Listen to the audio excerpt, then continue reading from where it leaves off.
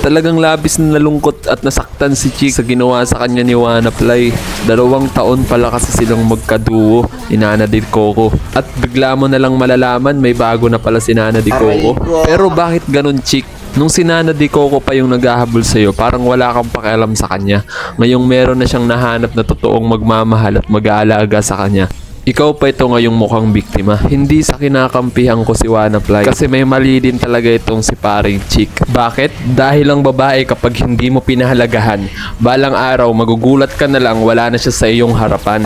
Kaya ang masasabi at mapapayo ko na lang sa iyo, Chick, marami pang ibang babae dyan at huwag kang mawalan ng pag-asa.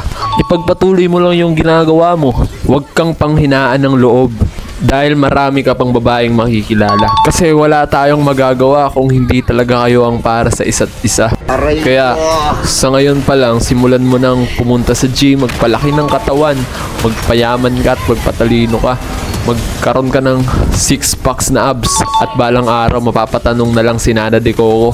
Wala naman siyang 6 packs abs noon ah. Wala naman siyang magagandang kotse nung kami pa. Patunayan mo sa kanya na hindi ka isang talunan at kaya mong tumayo sa sarili mong mga paa kahit hindi na siya kasama. At sana itong video o issue na ito ay magsilbing aral rin sa ibang mga kalalakihan at kababaihan pagdating sa relasyon. Dahil ang aral na dapat nyong mapulot sa video o issue na ito ay kung paano pahalagahan yung mga totoong taong nandyan para sa inyo. At bilang isang content creator at fans that followers din ni Chick, may gusto rin akong sabihin sa mga kaibigan at followers niya. Sana wag niyong kinukonsente o tinotolerate si paring Chick. Kasi unang-una, si Chick ang hindi nagpahalaga at siya ang nagpabaya kay Nana De Coco. Hindi naman natin pwedeng isisi lahat kay Wannaply kung bakit napunta sa kanya si Nana De Coco. Masasabi nating si Wannaply lang ang totoong nakakita ng halaga ni Nana De Coco.